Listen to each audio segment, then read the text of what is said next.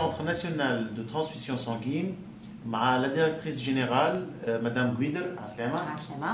Madame, il y a un message sur Facebook qui circule, un appel d'urgence sur le don de sang. La situation actuelle. Alors, les appels que l'on est en train de regarder sur Facebook, vous savez très bien que sur Facebook, il y a un petit peu de tout. Donc, tout dépend qui a fait l'appel et quel est le contenu de ce message. Effectivement, nous avons besoin de donneurs de sang de manière continue, aussi bien pendant cette période que pendant toute l'année. Donc, il faut comprendre qu'en matière de don de sang, le sang a une durée de vie et donc on a besoin de sang en continu, aussi bien pendant l'hiver, pendant l'été, pendant les vacances, etc. Il est vrai que nous avons certaines périodes de l'année où nous avons des difficultés à collecter le sang, particulièrement ces derniers temps, où beaucoup de collectes que nous avons l'habitude de faire, donc dans les lycées, dans les universités, etc., on a été contraint de les annuler vu la situation du pays. Nous avons ouvert effectivement une salle supplémentaire ici au Centre national de transfusion sanguine pour le don de sang. Donc effectivement, toute personne qui est en bonne santé, qui est âgée de 18 à 65 ans, peut donner un peu de son sang pour sauver des vies humaines, aussi bien pendant cette période que durant toute l'année. Et donc, ce geste-là, qui est un geste noble, nous avons demandé effectivement aux gens de venir nombreux pour compenser effectivement les collectes que nous n'avons pas pu faire et que nous avons été contraints d'annuler. Moi, j'aimerais vous donner un petit peu quelques chiffres à l'échelle nationale de ce qu'est le sang et de ce qu'est la collecte de sang.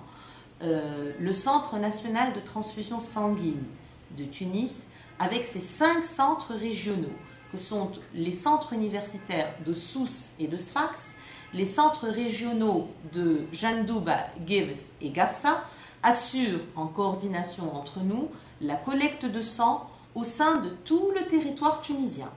À côté de ces centres de transfusion, qui dépendent directement du ministère de la Santé publique, il y a également donc les banques de sang hospitalières qui font de la collecte in situ.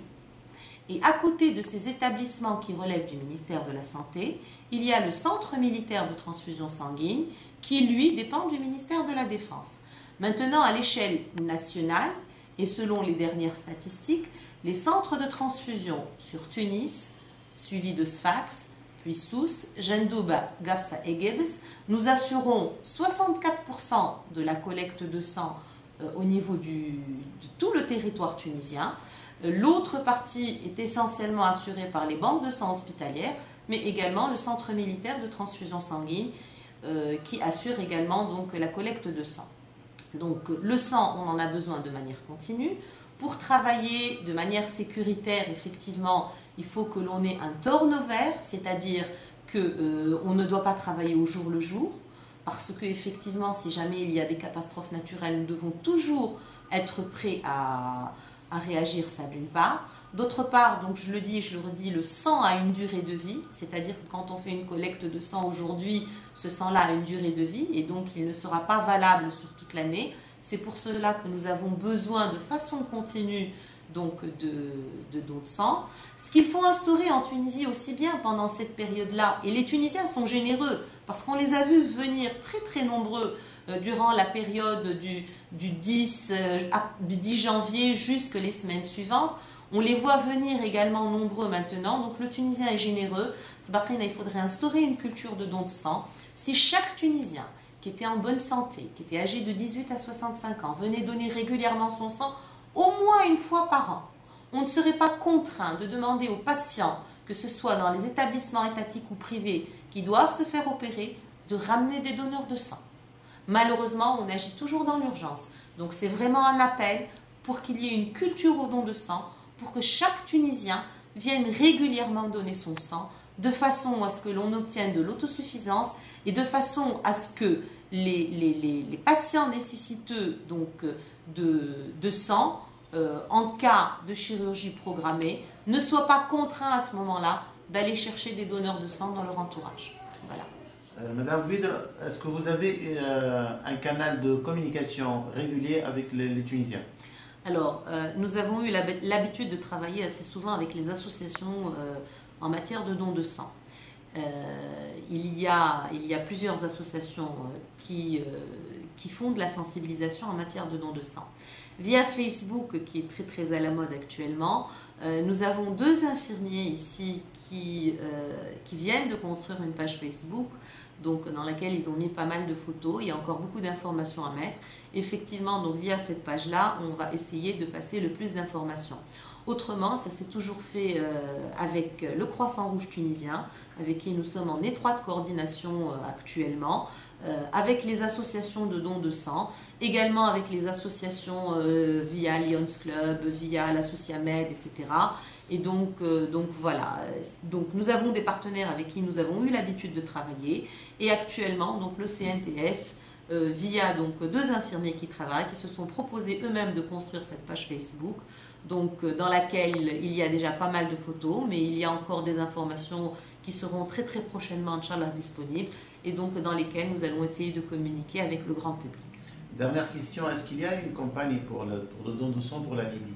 Alors, la campagne pour le don de sang de la Libye. Alors effectivement, au niveau du sud, et en particulier les centres régionaux qui sont au sud, c'est-à-dire les centres de Gabès en premier lieu, mais également Gafsa, Sfax, donc en fonction de leur stock et de leur façon de faire, en fonction de l'appel au don de sang, effectivement, on se prépare effectivement à avoir un stock supplémentaire de manière préventive, si besoin il y a. Donc oui, effectivement, ces derniers temps, on a eu beaucoup d'appels. Nous avons été énormément sollicités par de nombreuses institutions en matière de don de sang. On aurait aimé que cela se passe de manière continue sur toute l'année et pas seulement durant cette période-là, parce que comme je vous l'ai déjà expliqué, le besoin y est, mais vraiment sur toute l'année.